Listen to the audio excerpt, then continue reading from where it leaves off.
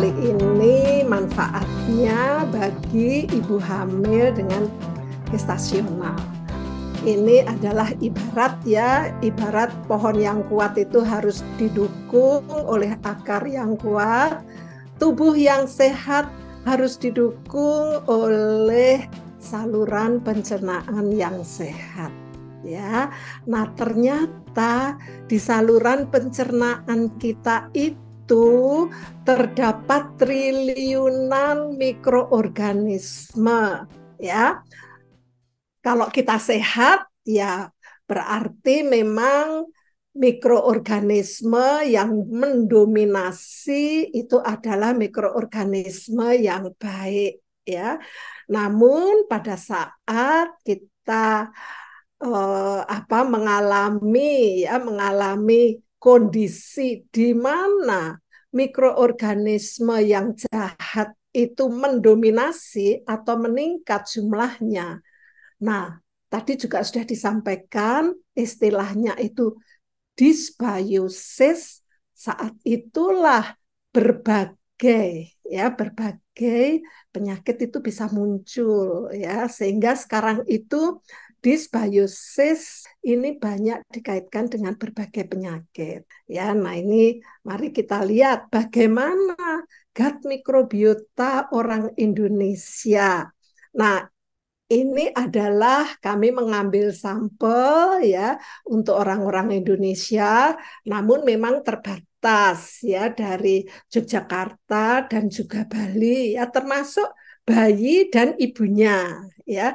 Jadi kalau kita bicara gut microbiota, itu sampel yang dianalisa adalah fesesnya. Jadi istilah gut microbiota itu adalah mikroorganisme yang ada di feses, ya. Nah, mari kita lihat. Ini sebelah kiri adalah gut microbiota pada bayi berbagai umur, ya, mulai 1 3 bulan, kemudian 6 bulan, 12 bulan, 2 tahun, dan kemudian anak-anak. Didampingi dengan mikrobiota yang berasal dari ibunya serta ASI, ya. Jadi ini memang menarik, ya. Menariknya ini adalah bahwa bayi ASI, ya, bayi ASI itu didominasi oleh bakteri baik. Bifidobacterium ini yang warnanya merah, ya. Nah, pada saat bayi itu mulai, ya, mengonsumsi makanan tambahan, ya, ternyata bifidobacteriumnya itu juga mulai turun. Nah, kemudian ini ada, ya, kelompok bakteri yang memang dominan untuk orang Indonesia, ya, Prevotella. Ini ternyata juga setelah bayi itu mengonsumsi, ya, makanan-makanan tambahan, itu juga prevotelanya itu meningkat, ya. Jadi diperkirakan memang bayi itu memiliki gut microbiota yang spesifik, ya. Dominasi bifidobacterium itu akan membawa manfaat bagi si bayi itu, ya, sehingga memang, ya, selalu kita sarankan bahwa, ya, ASI itu penting. Karena apa? Karena nanti menjadi sumber makanan untuk bifidobacterium. Nah, berikutnya adalah ini perkembangan, ya, gut microbiota tadi sudah saya sampaikan. Untuk anak-anak sekolah sampai dengan pemuda itu gut microbiotanya stabil. Nah, setelah lansia, ya, seperti saya ini, ternyata bakteri baiknya Bifidobacterium itu mulai turun. Di lain pihak, Enterobacteriacea itu mulai meningkat. Nah, ini juga menjadi concern, ya, karena ternyata pada lansia itu bakteri-bakteri baiknya sudah mulai menurun, ya. Nah, ini adalah yang sebelah kanan. Kami juga mempunyai data gut microbiota untuk orang-orang Asia. Ternyata memang gut microbiota orang Indonesia itu berbeda dengan orang Cina, orang Jepang, ya, karena mereka itu mengonsumsi makanan yang berbeda. Artinya apa? Bahwa gut microbiota itu sangat dipengaruhi oleh makanan yang dikonsumsi.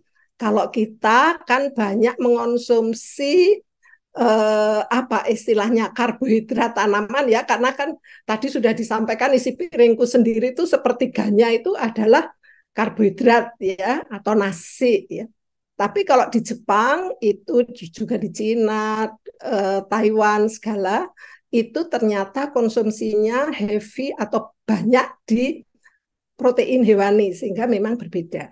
Ada hal yang penting ini tadi karena bifidobakterium ya menurun pada saat anak-anak itu sudah lepas ya atau mulai makan makanan tambahan ya, juga mungkin susunya di stop dan juga pada saat lansia ini menjadi perlu perhatian ya karena penurunan bakteri baik itu ya memudahkan kita nanti terjadi dysbiosis. Nah, bagaimana gut microbiota pada ibu hamil?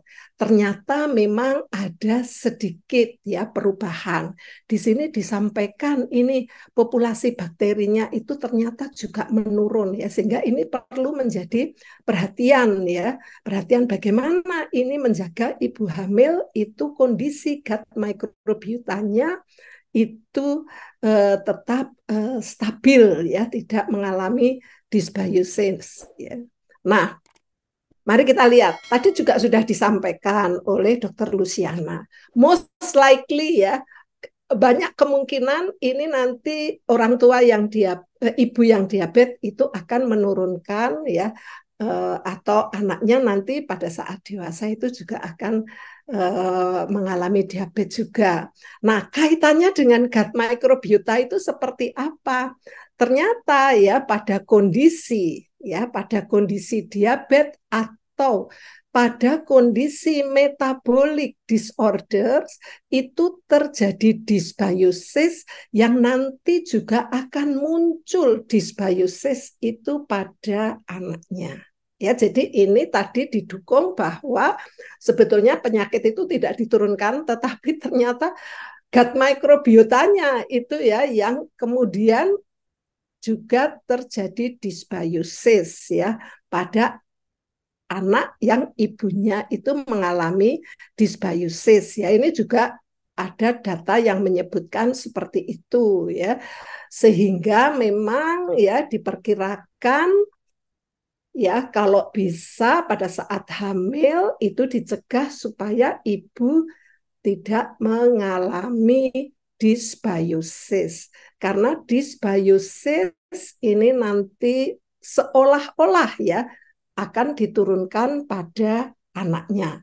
Ya, karena apa sebetulnya? Karena kondisi dysbiosis itulah yang menjadi penyebab terhadap metabolisme tubuh yang tidak normal. Nah, bagaimana ini peran probiotik pada ibu hamil? Ya, ternyata tadi sudah saya sampaikan, ibu hamil itu beberapa ya ada yang mengalami kondisi dysbiosis, terutama pada saat ibu hamil itu juga mengalami diabetes ataupun obesitas atau terserang infeksi.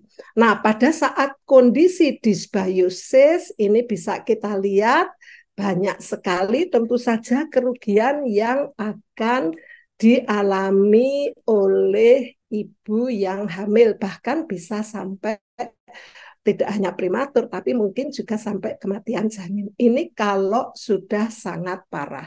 Artinya apa? Bahwa ibu hamil yang tadi kondisi mikrobiotanya itu bisa mengalami perubahan, itu juga bisa mengalami dysbiosis pada berbagai kondisi. Nah, sekarang kita menukik bagaimana kalau untuk diabetes mekanismenya itu seperti apa. Ini ada 2 paper yang menyampaikan mekanisme probiotik untuk diabetes. Ya, bisa kita lihat bahwa pada kondisi dysbiosis itu usus akan mengalami apa ya istilahnya di sini gangguan ya, bahkan kalau kita lihat ini di usus itu ya, usus itu mengalami bocor gitu ya, di sini gambarnya itu jelas pada saat usus bocor, nah itu patogen-patogen juga bisa masuk, toksin-toksin bisa masuk. Nah, ya, terus kemudian yang paling parah juga pada usus bocor ini gangguan terjadinya sistem imun ini juga terganggu ya. Nah, kira-kira itu seperti itu. Ini pada kondisi dysbiosis untuk pasien diabetes. Nah, bagaimana peran probiotik ya? Tadi juga sudah disampaikan oleh Dokter Luciana juga termasuk prebiotik. Fungsi utamanya itu adalah menjaga kesehatan usus. Tadi sudah disampaikan karena apa? Karena probiotik harus mampu tumbuh di usus dan juga melapisi usus ya. Kalau lapisannya itu adalah bakteri baik, ya usus itu tidak mudah mengalami serangan ya, serangan dari patogen maupun metabolit-metabolit yang juga tidak menguntungkan oleh tubuh itu ya akan diproteksi, tidak bisa masuk. Nah, pada saat kondisi sehat sekali lagi ya di sini juga kelihatan ya, jadi ada beberapa mekanisme karena probiotik itu tadi tidak hanya melapisi usus tapi juga menghasilkan metabolit-metabolit terutama adalah short chain fatty acid. Ini yang membuat tubuh itu adalah semakin sehat. Dan juga di sini bisa kita lihat ya ternyata usus yang sehat ini juga dapat menyehatkan metabolisme glukosa. Ya. Oke. Nah, ini adalah paper yang menyampaikan ini di penelitian ini dilakukan di Jepang ya di tahun 2017 ya. Kelompok ibu hamil ya, bukan ibu hamil ya, penderita diabetes ini yang satu kelompok mengonsumsi susu fermentasi menggunakan strain sirota, yang satu lagi placebo. Ternyata konsumsi dilakukan selama 16 minggu, ternyata mereka-mereka ya kelompok diabetes yang mengonsumsi susu fermentasi dengan strain sirota ini ya kalau di sini memang yang dilihat adalah infeksi bakterinya ya, translokasi bakteri. Ini translokasi bakterinya itu dapat ditekan. Artinya apa? Bahwa probiotik strain sirota itu mampu mencegah terjadinya infeksi pada penderita diabetes. Nah, berikutnya adalah probiotik untuk penyandang gestasional.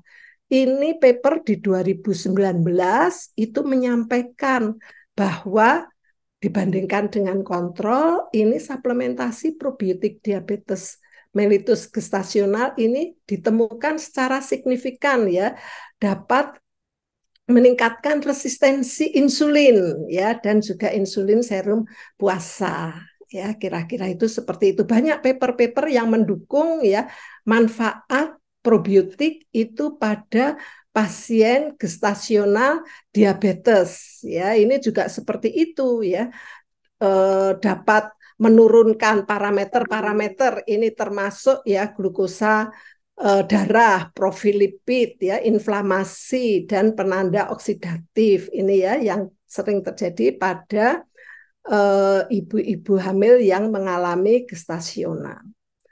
Nah, ini juga disampaikan paper di tahun 20 itu ya bahwa suplementasi probiotik ini dapat memperbaiki metabolisme glukosa. Ya, jadi ini paper di Scientific Report ini paper yang yang sudah valid banget ya, artinya karena dipublikasi di Scientific Report, ini jurnal yang tidak mudah ya, kita para peneliti itu kadang sulit untuk bisa publish di Scientific Report ini, sehingga kesimpulan yang ada di paper ini itu betul-betul memang mendukung ya, mendukung bahwa probiotik ini ya dapat meningkatkan metabolisme glukosa pada ibu hamil ya yang mengalami diabetes. Nah, bagaimana ini mekanismenya? Tadi ini saya ulang lagi, ini karena ini paper ini juga muncul ini di tahun 2020 ya. Ternyata memang probiotik ini akan memodulasi komposisi gut microbiota dan kemudian meningkatkan ya short chain fatty acid. Ini akan menyehatkan ya sel epitel, dan kalau sel epitel itu sehat ya, metabolisme yang berlangsung termasuk metabolisme glukosa ini juga akan menjadi baik ya. Saya kira demikian ya. Jadi kesimpulannya probiotik ini dapat membantu dalam penata laksanaan diabetes tipe 2 gestasional.